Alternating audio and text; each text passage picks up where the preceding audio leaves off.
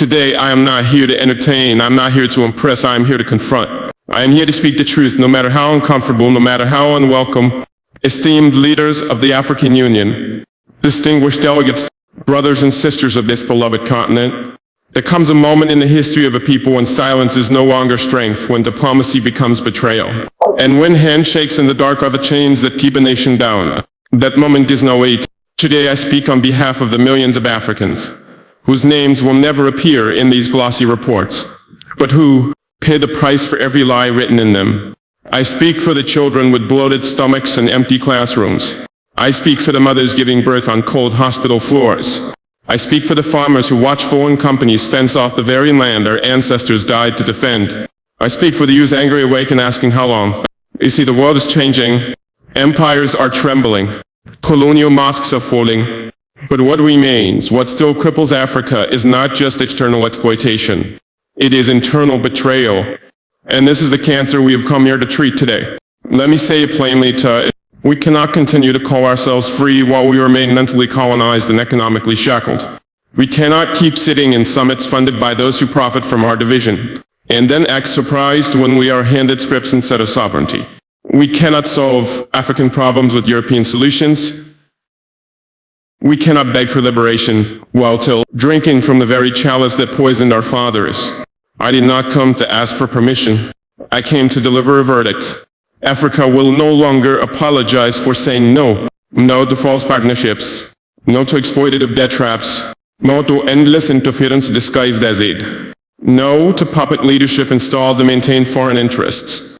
If that offends some in this room, so be it. If that draws the scorn of former colonizers, let it, because we are not here to comfort oppressors. We are here to resurrect our dignity. And if this union means anything at all, then let it begin today. Let this be the day Africa said no. No to silence. No to fiat. No to exploitation. No to the illusion of sovereignty while begging for budget support. We, the people of Africa, are not poor. We are plundered. We are not backward. We are deliberately held back. Though we are not divided by faith or tribe, we are divided by those who fear what a united Africa would mean. Today, in this very hall, I call for a reckoning. Not with Europe, not with the IMF, not even with our colonial past.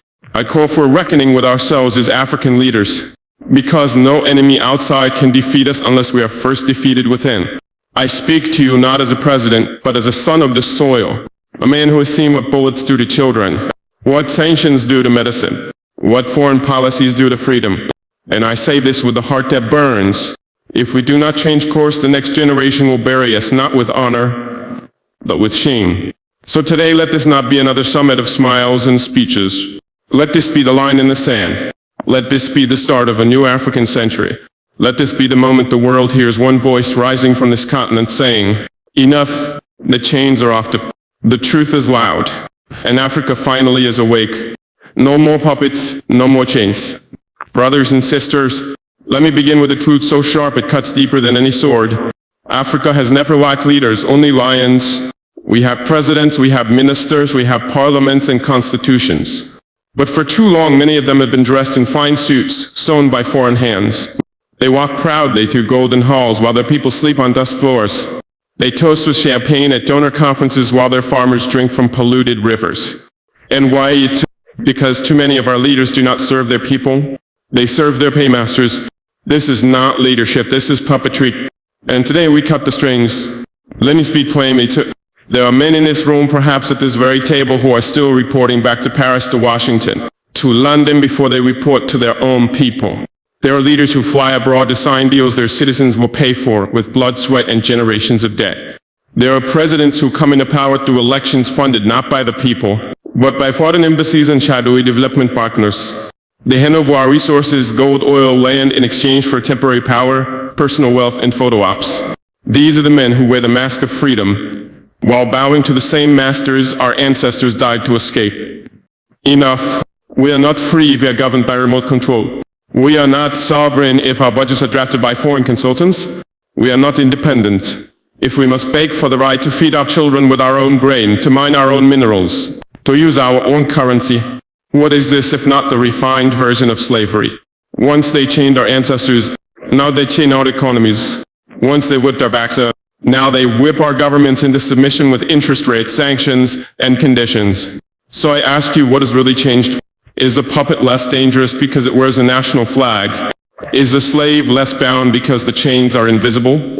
To the African people watching me now, I say this: you were not born to be ruled by foreign interests hiding behind African faces. Your soil is sacred, your voice is powerful, and your destiny cannot be outsourced to Brussels, Beijing, or Washington. Leadership is not diplomacy with the oppressor. It is defiance in the face of injustice. And I say to every African leader who still plays this game of silence, the time has come to choose: be a lion for your people or be a puppet for your masters. But know this: history is watching, and our children will remember who stood tall and who sold them for silver. This is not about Burkina Faso alone. This is about Africa. This is about reclaiming the sacred responsibility of leadership, not as a privilege but as a burden carried with honor. And today, with every fiber in my soul, I reject the puppet strings. I reject the golden chains. I reject the throne that comes with silence. If they call me a threat, so be it. If they sanction me, so be it. If they try to erase me, I would rise 10 times stronger, because I would rather die a free man than live as a well-fed slave. And to every young African listening to me, remember this: your freedom will never be given to you. You must seize it with both hands, guard it with truth, and defend it with unity. Today I reaffirm my oath to my people: no more puppets, no more chains, no more masters' time. Only Africa standing tall, unshaken, and unapologetically free. The lion has roared, now let the empire tremble. The price of silence: how African leaders were bowed. You ask, how did we get here? How did a continent so rich become a beggar at every table? The answer is simple: our betrayal was bought, and it was cheap. The continent wasn't conquered with guns this time. It was conquered with grants, with visas, with Swiss accounts, with scholarships for our children to make them forget where home is. The truth is bitter, but I must say it. Africa was not only colonized by force, it was colonized by favor. They offered our leaders comfort in exchange for their people's suffering, and many accepted. They came bearing aid but wrote contracts soaked in deception. They offered investment but took control of our ports, our railways, our land, even our skies. Some of you sitting in this hall signed those deals. You sold your people's birthright for a handshake and a motorcade. You traded your country's dignity for a title you don't even control. You took loans that will be repaid not by you but by the barefoot child in the village, the mother with no medicine, the farmer with no seed deal. You knew the terms were poisonous, but you drank anyway because the chalice was made of gold. Do you not say, they don't need to assassinate us anymore? They don't need to stage coups or drop bombs. They just invite us to conferences, clap when we speak, and send us back home, still broke, still blind, still believing we are partners. But we are not partners, we are pawns. In the price of our silence, a continent drowning in debt, rich in minerals but bankrupt in opportunity. A land where presidents live in palaces but their citizens sleep in fear of hunger, disease, and hopelessness. Do you know how many contracts have been signed in the past decade that give away oil blocks, uranium mines, and forests for cents on the dollar? Do you know how many military bases sit on our soil, not to protect us but to watch us? And who speaks up? Few are not. Because when you are paid to remain silent, truth becomes the enemy. And when comfort becomes your God, justice becomes inconvenient. But I am not here to remain silent. And I did not come to this summit to be liked. I came to tell you, the continent is bleeding and many of you are holding the knife. You wear the garments of revolutionaries but act as colonial managers. You sing the songs of Kwame Nkrumah and Thomas Sankara, but you quote from the playbooks of their killers. When a true voice rises, you call him a threat. When a young African speaks of sovereignty, you say he is knave-dead. When a nation stands up, you isolate it, mock it, sanction it. But no, this Tory asset, no amount of fear, no cocktail dinner, no foreign pressure will make me abandon the truth. I have seen the contracts, I have read the classified letters, and I know that many African leaders were not just bribed, they were bought. They became salesmen of suffering, middlemen for misery, distributors of dependency. And the saddest part, they still smile in the photos, still speak of African solutions, still raise the flag, a flag whose meaning they've long forgotten. And to them I ask, how much is the soul of your nation worth? What price tag did they place on your people's future? And when you kneel before the World Bank, the IMF, the foreign emissaries, do you still hear your mother tongue echoing in your soul, or has it been replaced by the language of servitude? I am not perfect, but I have chosen not to be a tool of empire. And if that makes me dangerous, so be it. Let me be clear. Africa is not dying of poverty, it is dying of betrayal. And the betrayal came from within. But here's the good news. If we were sold out by our own, we can be saved by our own. We don't need to look to the west. We need to look each other in the eye. We need to find again the fire that once burned in the chests of Lumumba, Nyerere, Sankara. Because Africa does not lack talent. Africa does not lack courage. Africa lacks the unity of leaders who are not for sale. So I stand here not to curse the darkness alone, but to light a flame.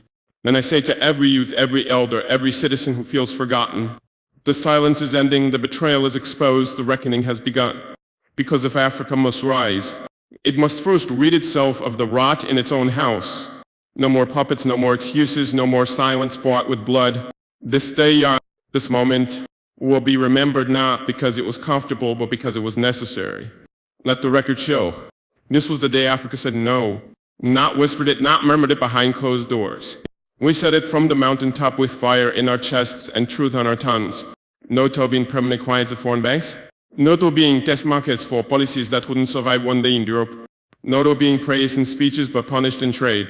No to being seen as useful only when our sons are needed for wars and our daughters for cheap labor. No to a future negotiated in rooms where no African voice is allowed to speak freely. Yes, this day will be remembered. Not for the handshakes, not for the photographs, not for the perfectly worded communiques written by consultants flown in from London or Paris. No, it will be remembered because this was the day we broke the script. The script they handed us that told us to behave, to smile, to sit quietly, to clap politely. The one that warned us if you speak too boldly, you will lose aid. If you question the debt, you will be isolated. If you refuse to bow, your country will pay the price. And yet we stood, we spoke, and we did not bow. Today I watched men I once thought were asleep rise with fire in their eyes. I heard the voices of presidents who for years were muted by fear. As one by one they said it. We will not surrender our children's future for another aid package. We will not trade sovereignty for access to diplomatic dinners. We will not call slavery by another nomen, no matter how sophisticated the language. And to the foreign envoys in this room, listening nervously behind the translation booths.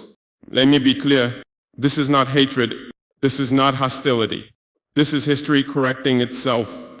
This is truth without apology. We will not shoot you, we will not beg you, but we will no longer obey you. You see, you miscalculated. You thought our division would last forever, that our borders would blind us, that our religions would confuse us, that our poverty would keep us quiet. But Africa has awakened from Algiers to Accra, from Dakar to Dar es Salaam. A generation is rising that was born under your debt, but refuses to die under your rule. You cannot intimidate them. They don't want your visas. They're not dreaming of Europe. They're dreaming of rebuilding Timbuktu. They're dreaming of healing Congo. They're dreaming of seeing African gold turned into African wealth. The Yarda Sankaras reborn. The Nkrumahs reawakened. The Biko still breathing. And today I speak on their behalf. Africa is not asking for permission anymore. We are not asking to be invited to the table. We're flipping the table over and building our own table. We're not asking for inclusion. We're demanding respect, because when respect is not offered, power will be taken. And we have reached that hour. Some will say, I am angry. I am angry for the mothers who buried children under UN flags, for the farmers displaced by mining contracts signed in foreign languages, for the young men crossing deserts, not for adventure, but because their countries were robbed blind. And you know what? That anger is holy, because it is born from love, the kind of love that says, I will no longer watch my people suffer so that another man's empire may thrive. They so marked this day. The day Africa said no. No to debt diplomacy. No to dollar chains. No to surveillance disguised as security partnerships. No to puppets in presidential palaces. No to being forever the junior partner, the grateful recipient, the polite observer. This day we became the authors of our own chapter. And as we write it, let every nation who once ruled us know. You may have written the prologue of our oppression, but we will write the conclusion of our freedom. Let this message echo beyond this hall. Let it shake the foundations of every foreign capital built with African wealth. Let it reach the ears of every young African still doubting their power.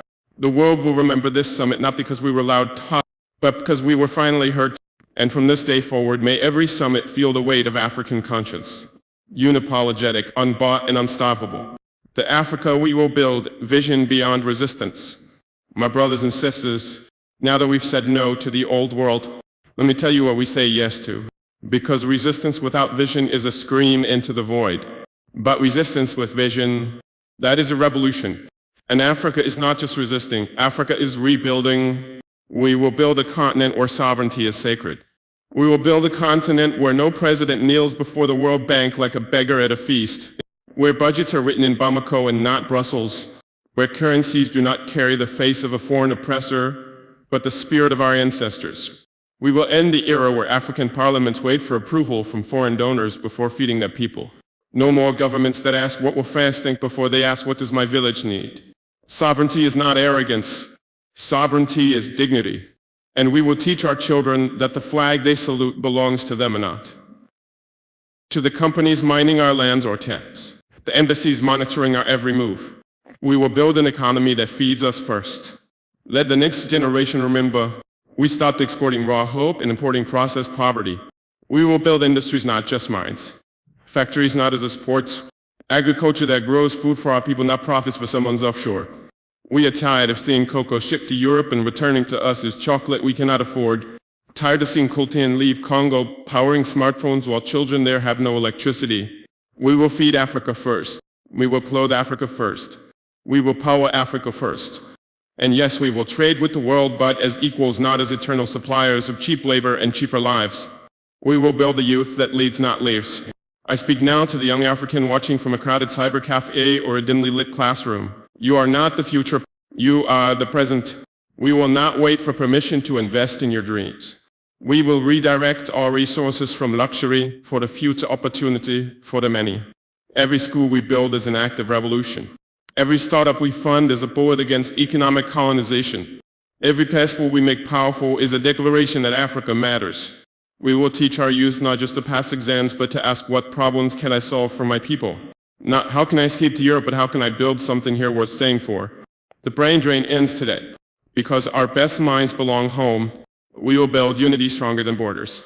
They drew our borders with rulers. We will erase their lines with unity. From Ghana to Guinea, from Burkina Faso to Benin, strength is not in our names, but in our solidarity. The West counts on our divisions. We will disarm them with cooperation. We will trade in African currency. We will share energy, water, and wisdom. We will build railroads that don't stop at colonial borders. Imagine a continent where a young woman from Uganda can start a business that reaches the car by drone, where a farmer in Mali learns drought resistance from a brother in Namibia, where no African is a foreigner in Africa. That is the continent we will build. We will build institutions that defend the people, not the powerful. We will rebuild the African Union not as a waiting room for elite handshakes, but as the engine of the new era. An AU that sends food during famine, not just condolences. That sends troops to stop genocide, not just to wave flags at summits. An AU that doesn't ask what Washington thinks before defending Ouagadougou. And we will protect our own time. Our journalists will speak without fear. Our artists will sing truth to power. Our people will not need to beg their leaders for basic rights. Justice will not be bought. Laws will not be weapons of the elite. And power will be sacred, not stolen. We will build with spirit, not just steel. But hear me, this is more than policy. This is spiritual. This is a reawakening of a people long denied their reflection. It is not just about roads and trade, but about identity. We will rediscover who we are. We will speak our languages proudly. We will tell our own stories. And we will teach our children that greatness was not imported, it was born on this soil. So let the world hear us now.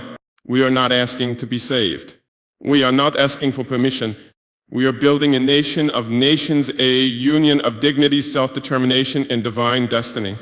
And when our grandchildren ask what we did in this hour of crisis, we will not say we waited. We will not say we hoped. We will say, China, we built, we rose, we became, we reclaimed Africa. The global reaction when power starts to panic. My brothers and sisters, what happens when you finally stand tall after centuries of being told to kneel? The world does not clap. The powerful do not smile. They panic up. And make no mistake, they are panicking now. They called us crazy before they called us dangerous. At first they laughed. They said it's just noise from a young president in a small country. They dismissed us as rebels. They whispered in their circles, give it time, hell fall in line like the rest. But we did not beg. We did not bend. And now they are no longer laughing, because the fire of truth does not need permission to spread. It only needs one spark. And that spark has ignited across the continent. When you challenge empire, it fights back. Watch closely. They don't attack open, no teatre. They move through media, through markets, through misinformation. Suddenly they label us authoritarian, destabilizing, threat to democracy. What they mean is we stopped obeying. They weaponize their headlines, their analysts, their embassies. They say Traoré is dividing Africa, when all I've ever done is tell Africa the truth. They say we're rejecting development, but what we're rejecting is debt traps dressed as aid. They say we're turning inward, when what we're doing is finally turning toward each other. You will know their fear not by what they say to you, but by what they say about you when you stop answering their phone calls. They will try to isolate you, let them try to. They will pull strings in ECOWAS. They will twist arms at the UN. They will whisper the banks, squeeze them. They will order media to paint us in shadow. But hear me now. We are not isolated. We are chosen. And every sanction they throw, every threat they make, every scheme they plot, only proves one thing. We have left their plantation. We are no longer the children of empire. We are the builders of our own destiny. Their panic is a prophecy. A new order is emerging. When colonial powers panic, history is being rewritten. When the IMF trembles, someone has refused to kneel. When the West screams dictator, it often means a man remembered his people. Let that be our testimony. Let them worry about losing access to our gold. Let them scramble to explain why Africa no longer picks up their call. Let them draft reports and hold emergency meetings. While we dig wells, while we build schools, while we re-educate our children to love their soil more than their screens. Because while they panic, we prepare. And now they fear the one thing they cannot control, our unity. What truly terrifies them is not my voice. It is your awakening. They can assassinate a man. They can sanction a government. But they cannot stop an entire generation rising with clarity in its eyes. They fear Muslims and Christians walking arm in arm. They fear Ghana, Mali, and Burkina Faso standing as one. They fear a market powered by African currency. They fear a union of hearts more than a union of treaties. Because once Africans see that we are not enemies, we are reflections, then no foreign policy, no aid package, no propaganda will ever control us again. That is why they panic. But we will not be distracted by their fear. We do not need to respond to every slander. We do not need to defend ourselves in courts we did not build. We will not waste energy proving to colonizers that we are civilized. Our progress will be our reply. Our unity will be our argument. Our success will be our silence. So let them fear, let them write, let them scream, because as they panic, we build them. And let this be the new declaration from the heart of Africa. You cannot rule us through fear.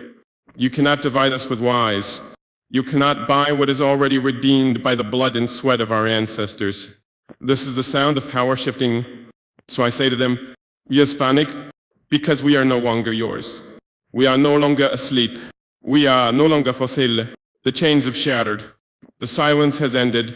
Then Africa has woken. The oath of tomorrow, Africa will not go back.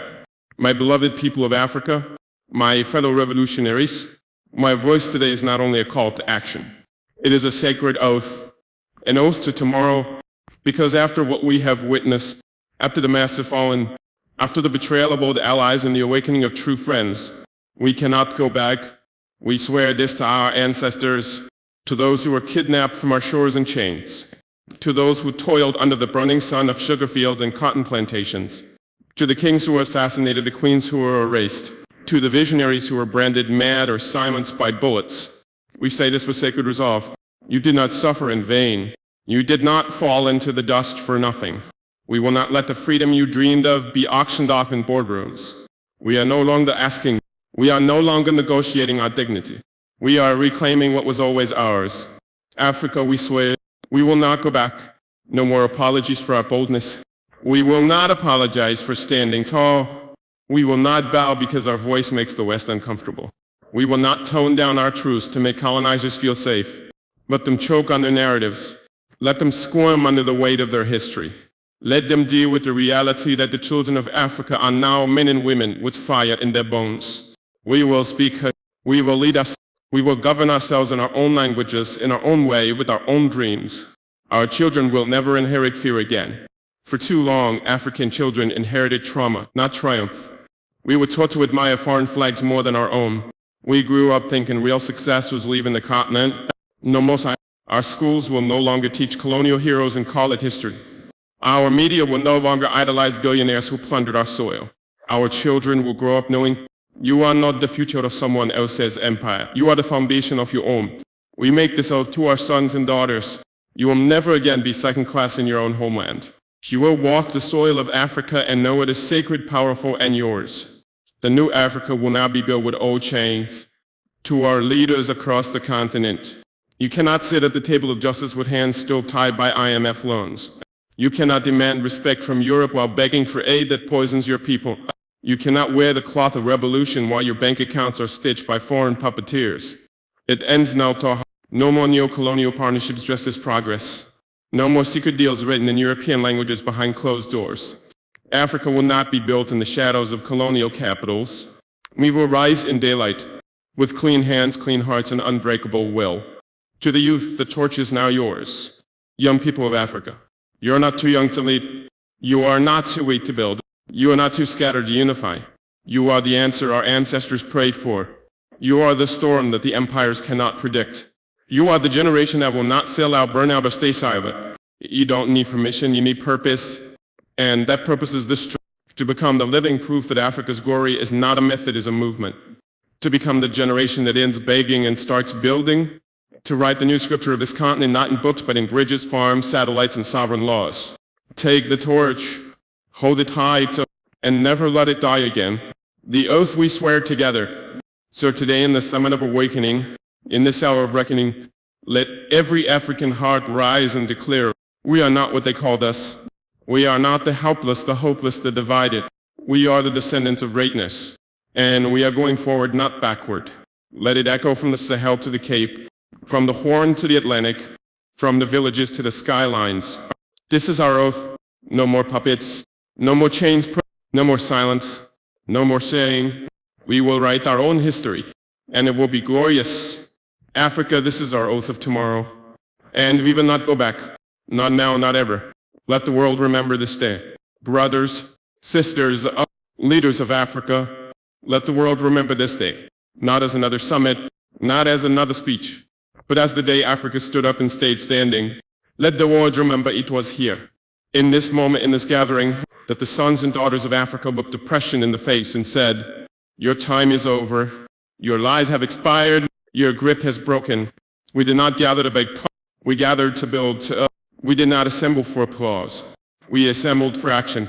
We are not here to manage decline. We are here to ignite destiny. The world has always talked about Africa, in newspapers, in secret reports, in smoky rooms filled with oil tycoons, weapons dealers, and NGO actors smiling through fangs. They all talked about Africa, but they never expected Africa to speak for itself. And now we are loud, clear, and unshakeably united. To the empires who still write treaties with poison ink. To the financiers who trade our poverty like stocks on Wall Street. To the organizations who come bearing aid in one hand and control in the other. We say this not with malice but with finality. We are not your project. We are not your charity. We are not your experiment. We are nations. We are souls. We are sovereign. And if you fear our unity, if you tremble at our awakening, good soul, you should end it.